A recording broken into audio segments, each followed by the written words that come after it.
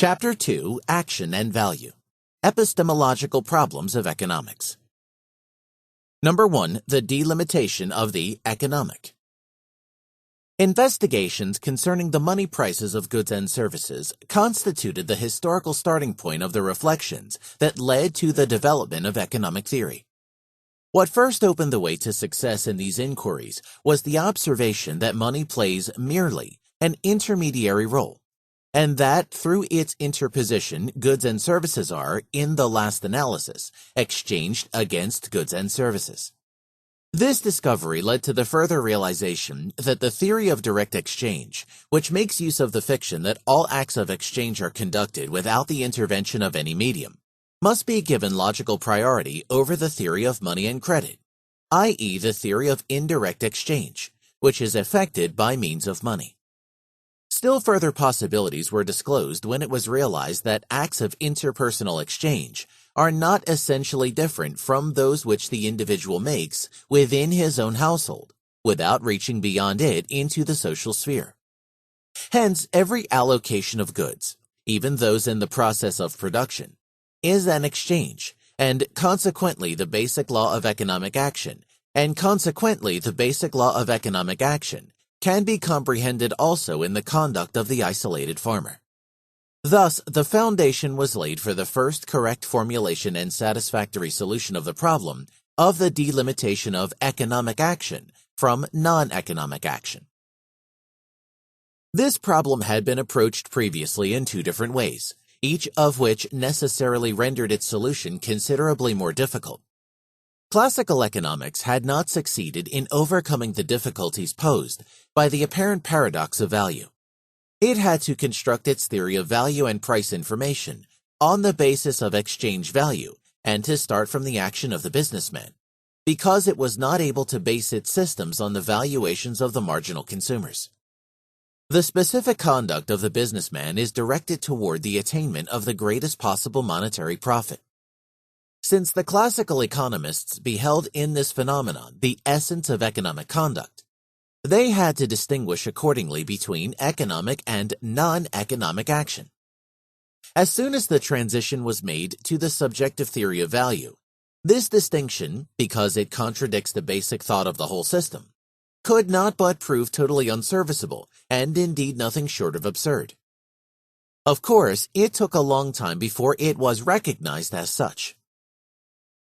If the distinction between the economic and the non-economic proved untenable when formulated in terms of the motives and immediate goals of the actor, the attempt to base it on differences among the objects of action fared no better. Material things of the external world are exchanged not only against other things of this kind. They are exchanged also against other immaterial goods like honor, fame, and recognition.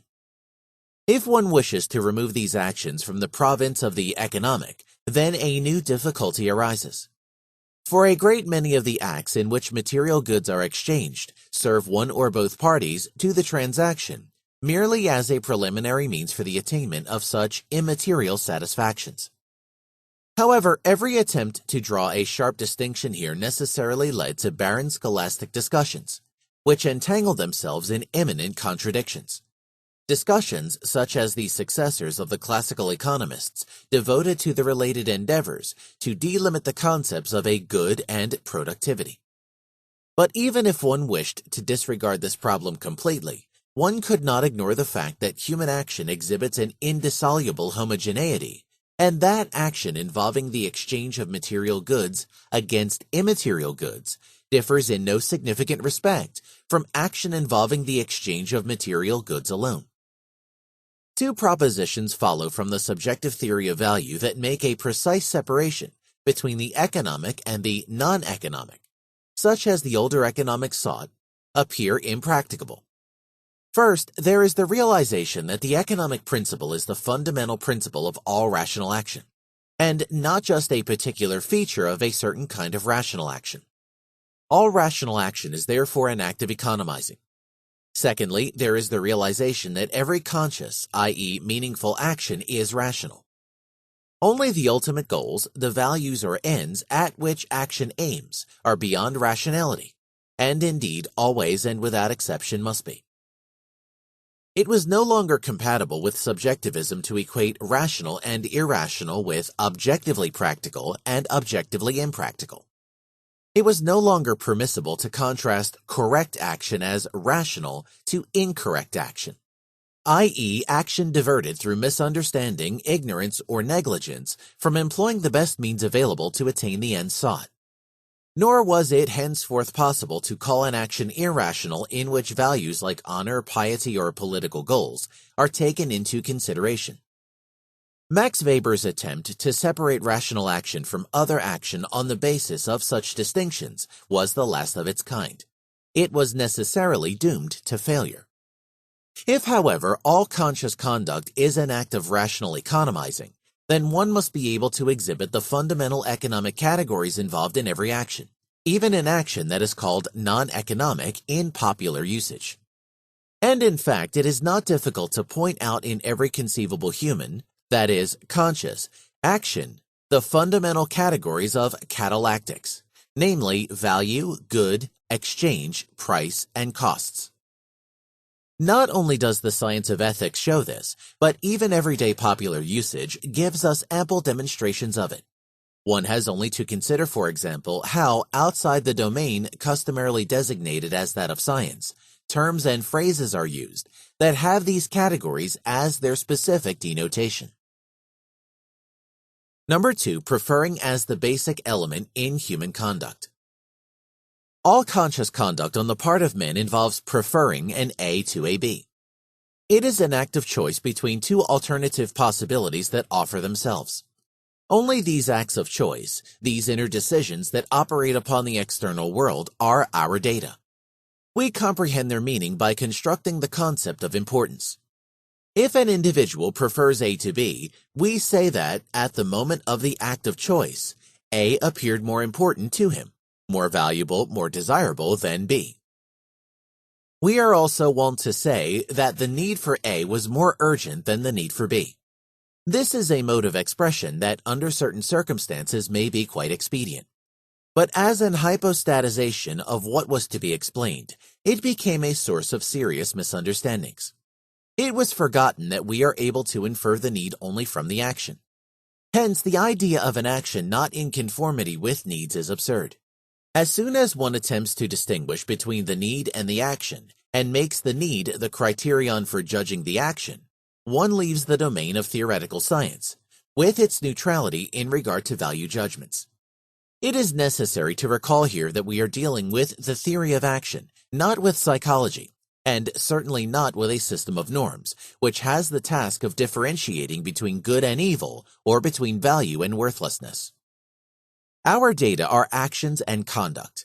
It may be left undecided how far and in what way our science needs to concern itself with what lies behind them, that is, with actual valuations and volitions.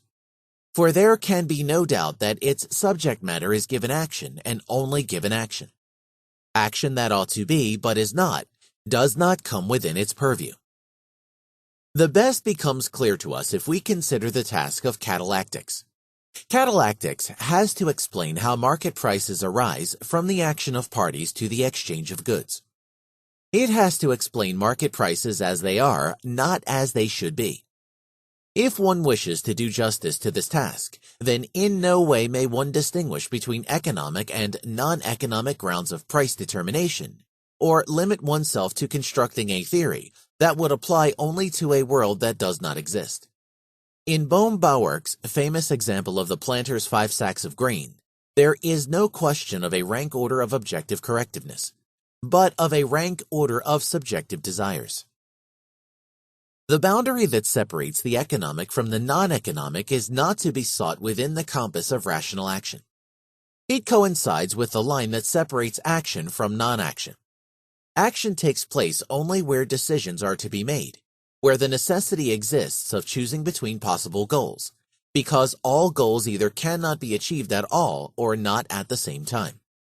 Men act because they are affected by the flux of time. They are therefore not indifferent to the passage of time.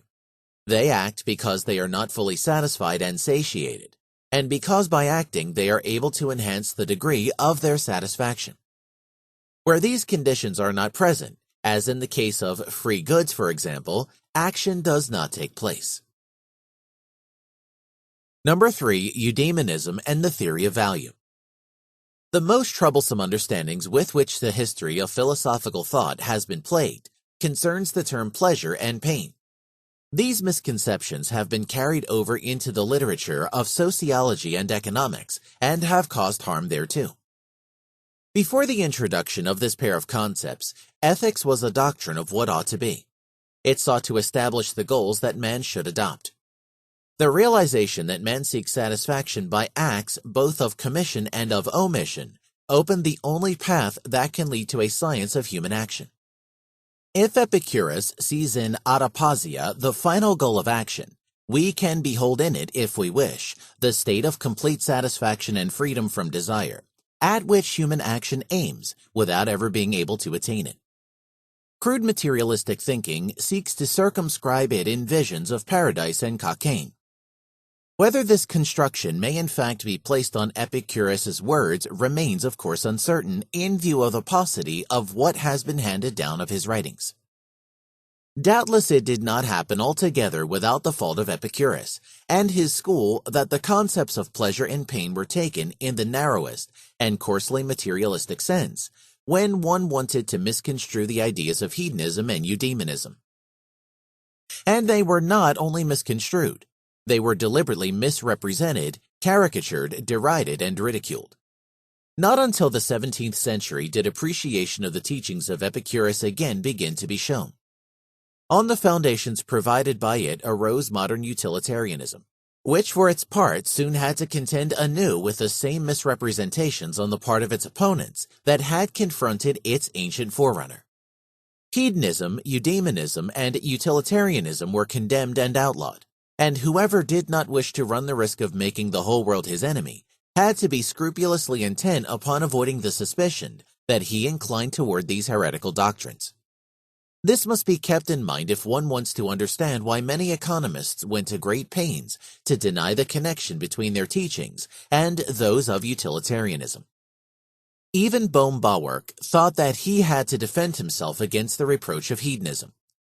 The heart of this defense consists in his statement that he had expressly called attention already in the first exposition of his theory of value to his use of the word well-being in its broadest sense, in which it embraces not only the self-centered interests of a subject, but everything that seems to him worth aiming at. Baumgartner did not see that in saying this, he was adopting the same purely formal view of the character of the basic eudaimonistic concepts of pleasure and pain, treating them as indifferent to content, that all advanced utilitarians have held. One need only compare with the words quoted from Baumgartner the following dictum of Jacobi. We originally want or desire an object not because it is agreeable or good, but we call it agreeable or good because we want or desire it. And we do this because our sensuous or supersensuous nature so requires. There is thus no basis for recognizing what is good and worth wishing for outside of the faculty of desiring, i.e. the original desire and the wish themselves. We need not go further into the fact that every ethic, no matter how strict an opponent of eudaimonism it may appear at first to be, must somehow clandestinely smuggle the idea of happiness into its system.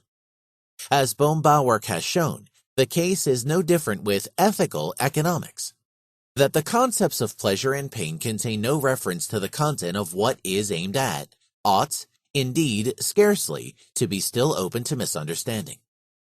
Once this fact is established, the ground is removed from all the objections advanced by ethical economics and related schools. There may be men who aim at different ends from those of the men we know, but as long as there are men, that is, as long as they do not merely graze like animals or vegetate like plants, but act because they seek to attain goals, they will necessarily always be subject to the logic of action, the investigation of which is the task of our science. In the sense that science is universally human and not limited by nationality, bound to a particular time, or contingent upon any social class. In this sense, too, it is logically prior to all historical and descriptive research. Human action. Number 1, ends and means. The result sought by an action is called an end, goal, or aim. One uses these terms in ordinary speech also to signify intermediate ends, goals, or aims. These are points which acting man wants to attain only because he believes that he will reach his ultimate end, goal, or aim in passing beyond them. Strictly speaking, the end, goal, or aim of any action is always the relief from a felt uneasiness. A means is what serves to the attainment of any end, goal, or aim. Means are not in the given universe. In this universe, there exist only things. A thing becomes a means when human reason plans to employ it for the attainment of some end, and human action really employs it for this purpose. Thinking man sees the serviceableness of things, i.e., their ability to minister to his ends, and acting man makes them means. It is of primary importance to realize that parts of the external world become means only through the operation of the human mind and its offshoot, human action. External objects are as such only phenomena of the physical universe, and the subject matter of the natural sciences. It is human meaning and action which transform them into means. Praxeology does not deal with the external world, but with man's conduct with regard to it. Praxeological reality is not the physical universe, but man's conscious reaction to the given state of this universe. Economics is not about things and tangible material objects. It is about men, their meanings and actions. Goods, commodities, and wealth, and all the other notions of conduct are not elements of nature. They are elements of human meaning and conduct. He who wants to deal with them must not look at the external world. He must search for them in the meaning of acting men.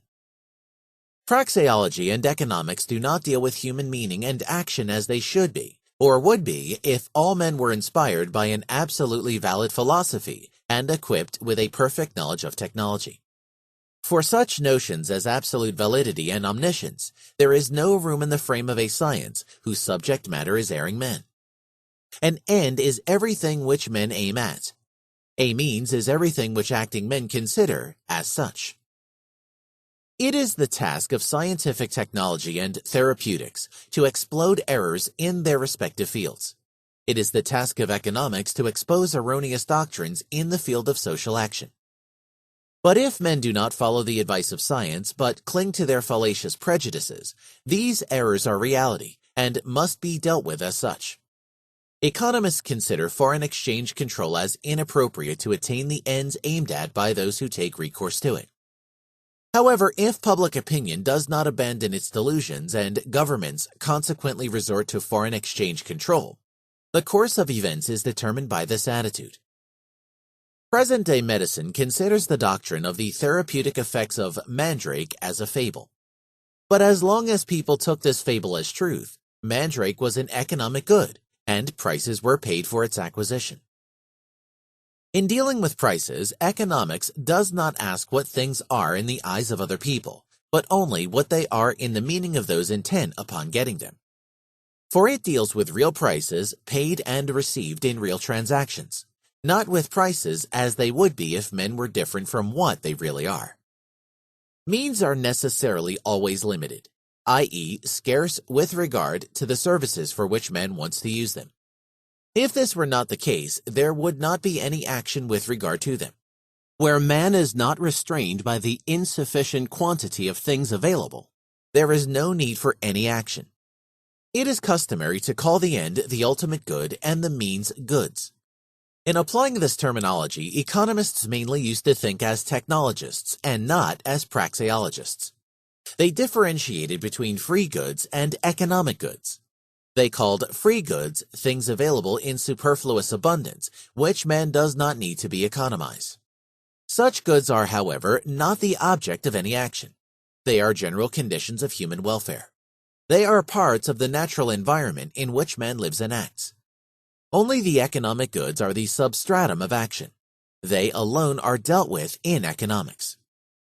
Economic goods, which in themselves are fitted to satisfy human wants directly, and whose serviceableness does not depend on the cooperation of other economic goods, are called consumers' goods or goods of the first order.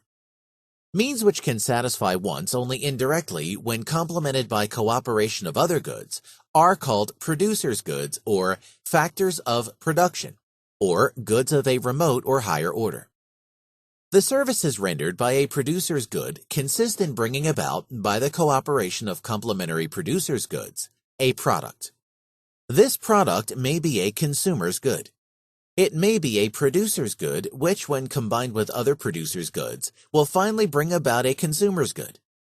It is possible to think of the producer's goods as arranged in orders according to their proximity to the consumer's good, for whose production they can be used.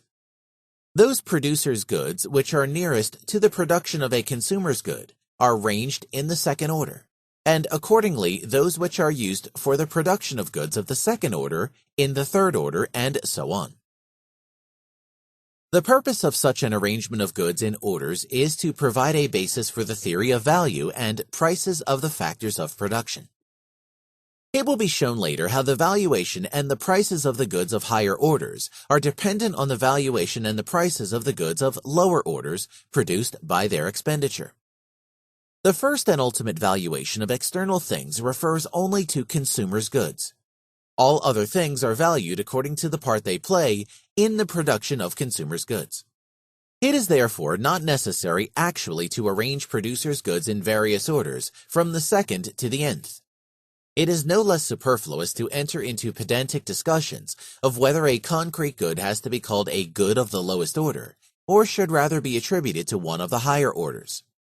Whether raw coffee beans or roast coffee beans or ground coffee, or coffee prepared for drinking or only coffee prepared and mixed with cream and sugar, are to be called a consumer's good ready for consumption, is of no importance. It is immaterial which manner of speech we adopt.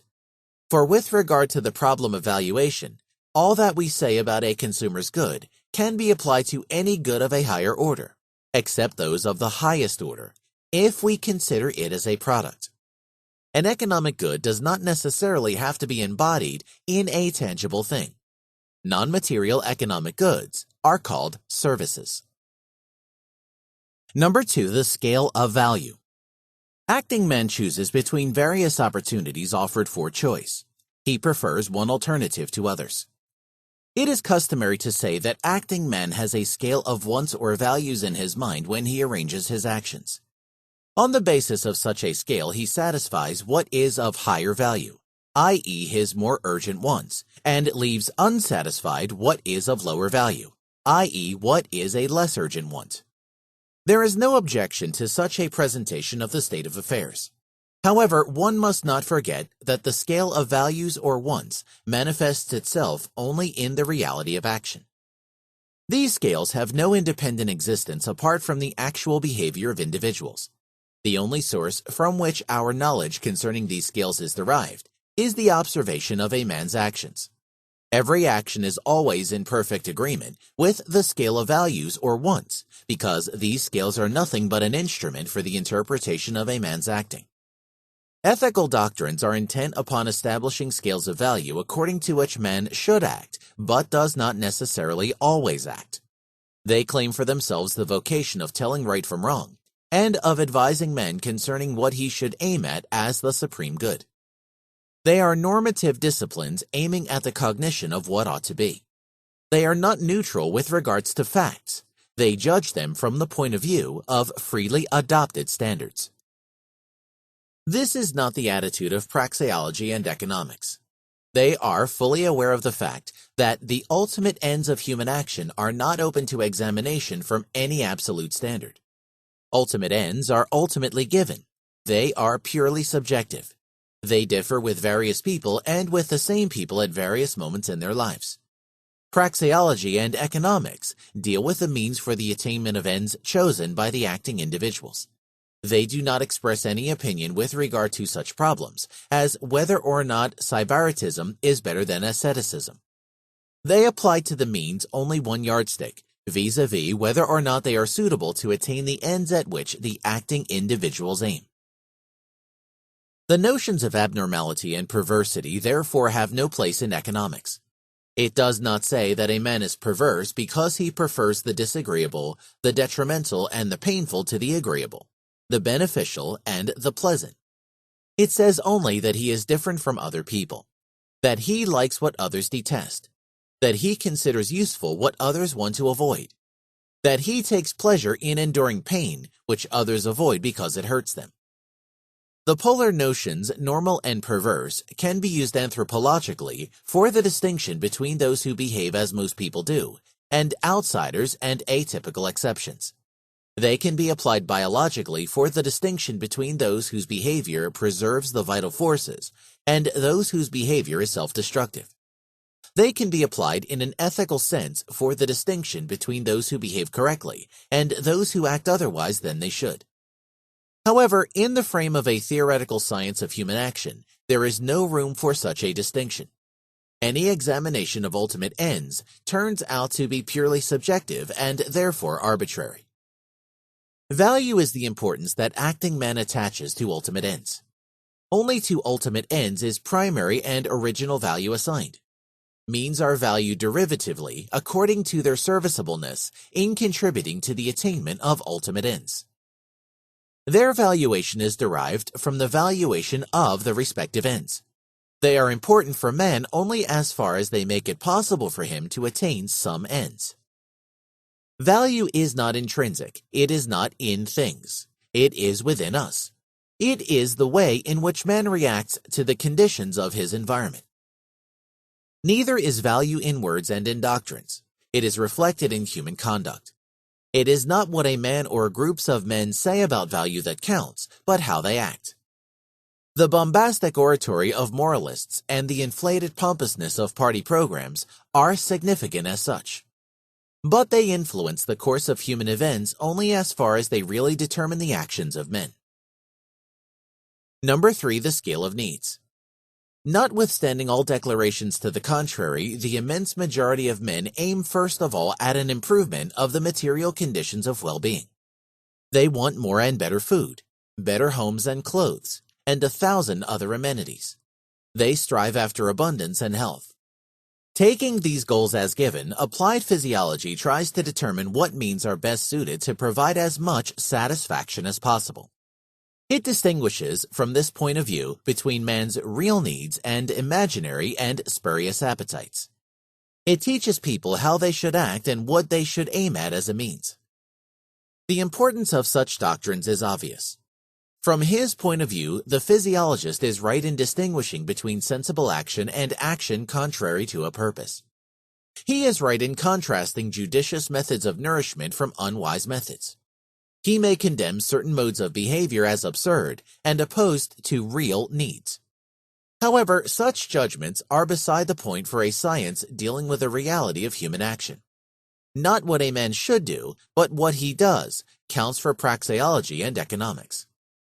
Hygiene may be right or wrong in calling alcohol and nicotine poisons. But economics must explain the prices of tobacco and liquor as they are, not as they would be under different conditions. There is no room left in the field of economics for a scale of needs different from the scale of values as reflected in man's actual behavior. Economics deals with real man, weak and subject to error as he is, not with ideal beings, omniscient and perfect as only gods could be. Number 4, action as an exchange. Action is an attempt to substitute a more satisfactory state of affairs for a less satisfactory one. We call such a willfully induced alteration an exchange. A less desirable condition is bartered for a more desirable. What gratifies less is abandoned in order to attain something that pleases more. That which is abandoned is called the price paid for the attainment of the end sought. The value of the price paid is called costs. Costs are equal to the value attached to the satisfaction which one must forego in order to attain the end aimed at. The difference between the value of the price paid, the costs incurred, and that of the goal attained is called gain or profit or net yield. Profit in this primary sense is purely subjective. It is an increase in the acting man's happiness. It is a psychical phenomenon that can be neither measured nor weighed. There is a more and a less in the removal of uneasiness felt. But how much one satisfaction surpasses another one can only be felt. It cannot be established and determined in an objective way. A judgment of value does not measure, it arranges in a scale of degrees. It grades. It is expressive of an order of preference and sequence, but not expressive of measure and weight. Only the ordinal numbers can be applied to it, but not the cardinal numbers. It is vain to speak of any calculation of values. Calculation is possible only with cardinal numbers. The difference between the valuation of two states of affairs is entirely psychical and personal. It is not open to any projection into the external world. It can be sensed only by the individual. It cannot be communicated or imparted to any fellow man. It is an intensive magnitude. Physiology and psychology have developed various methods by means of which they pretend to have attained a substitute for the unfeasible measurement of intensive magnitudes. There is no need for economics to enter into an examination of these rather questionable makeshifts. Their supporters themselves realize that they are not applicable to value judgments. But even if they were, they would not have any bearing on economic problems. For economics deals with action as such, and not with the psychical facts that result in definite actions. It happens again and again that an action does not attain the end sought. Sometimes the result, although inferior to the end aimed at, is still an improvement when compared with the previous state of affairs. Then there is still a profit, although a smaller one than that expected. But it can happen that the action produces a state of affairs less desirable than the previous state it was intended to alter. Then the difference between the valuation of the result and the costs incurred is called loss. Theory and history. Number 1. Judgments of value and propositions of existence. Propositions asserting existence, affirmative existential propositions, or non-existence, negative existential propositions, are descriptive. They assert something about the state of the whole universe or of parts of the universe. With regard to them, questions of truth and falsity are significant. They must not be confounded with judgments of value. Judgments of value are voluntaristic. They express feelings, tastes, or preferences of the individual who utters them.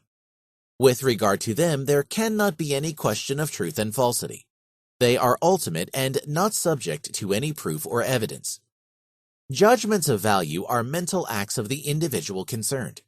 As such, they must be sharply distinguished from the sentences by means of which an individual tries to inform other people about the content of his judgments of value. A man may have some reason to lie about his valuations. We may describe this state of affairs in the following way. Every judgment of value is in itself also a fact of the actual state of the universe, and as such may be the topic of existential propositions. The sentence, "I prefer Beethoven to Laissez-faire," refers to a judgment of value.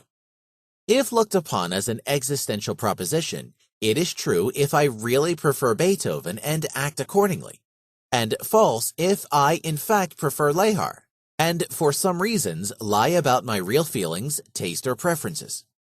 In an analogous way, the existential proposition, "Paul prefers Beethoven to Laissez-faire," may be true or false.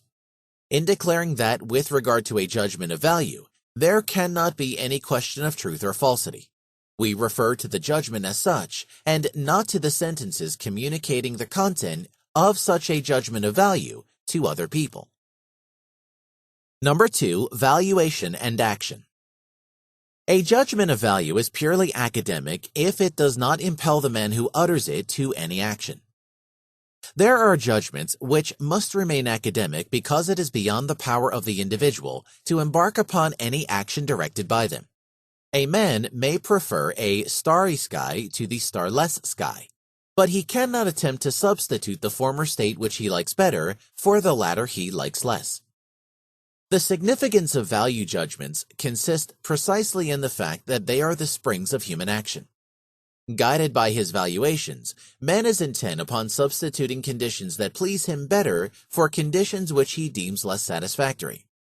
He employs means in order to attain ends sought. Hence, the history of human affairs has to deal with the judgments of value that impelled men to act and directed their conduct. What happened in history cannot be discovered and narrated without referring to the various valuations of the acting individuals. It is not the task of the historian qua historian to pass judgments of value on the individuals whose conduct is the theme of his inquiries. As a branch of knowledge, history utters existential propositions only. But these existential propositions often refer to the presence or absence of definite judgments of value in the minds of the acting individuals. It is one of the tasks of the specific understanding of the historical sciences to establish what content the value judgments of the acting individuals had. It is a task of history, for example, to trace back the origin of India's caste system to the values which prompted the conduct of the generations who developed, perfected, and preserved it. It is its further task to discover what the consequences of this system were and how these effects influenced the value judgments of later generations. But it is not the business of the historian to pass judgments of value on the system as such, to praise or to condemn it. He has to deal with its relevance for the course of affairs. He has to compare it with the designs and intentions of its authors and supporters, and to depict its effects and consequences. He has to ask whether or not the means employed were fit to attain the ends the acting individuals sought. It is a fact that hardly any historian has fully avoided passing judgments of value, but such judgments are always merely incidental to the genuine tasks of history.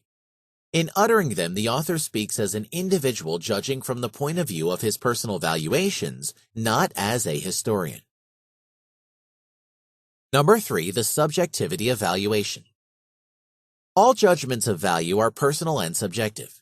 There are no judgments of value other than those asserting, I prefer, I like better, I wish.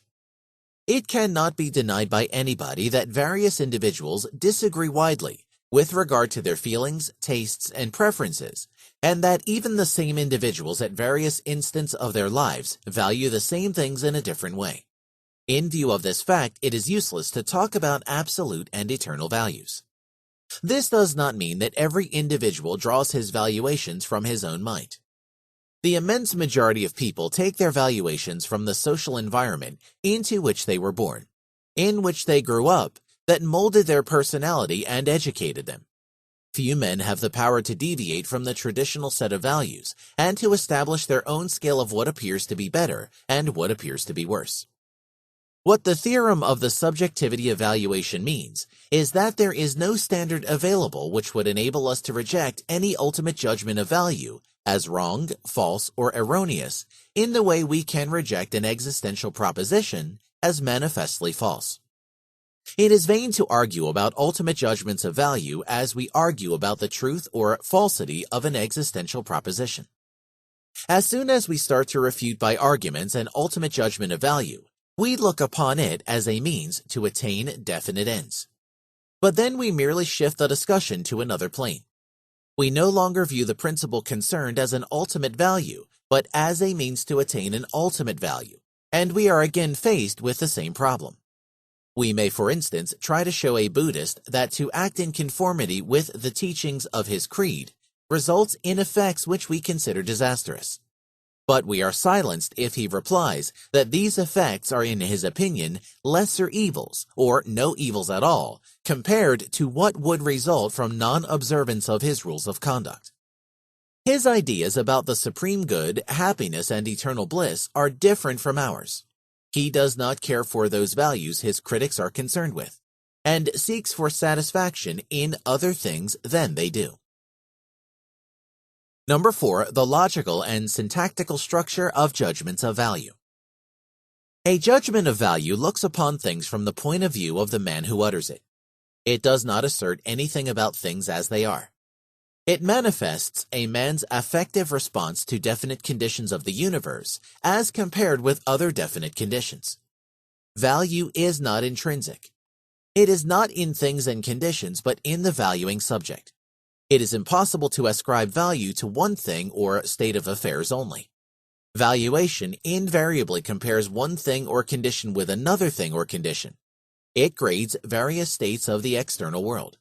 It contrasts one thing or state, whether real or imagined, with another thing or state, whether real or imagined, and arranges both in a scale of what the author of the judgment likes better and what less. It may happen that the judging individual considers both things or conditions envisaged as equal.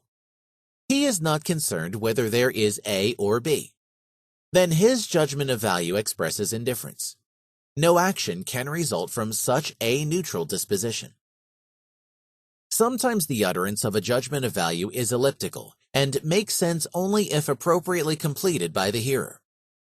I don't like measles means I prefer the absence of measles to its presence.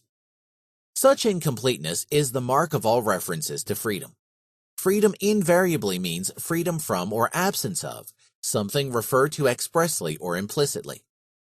The grammatical form of such judgments may be qualified as negative, but it is vain to deduce from this idiomatic attire of a class of judgments of value any statements about their content and to blame them for an alleged negativism.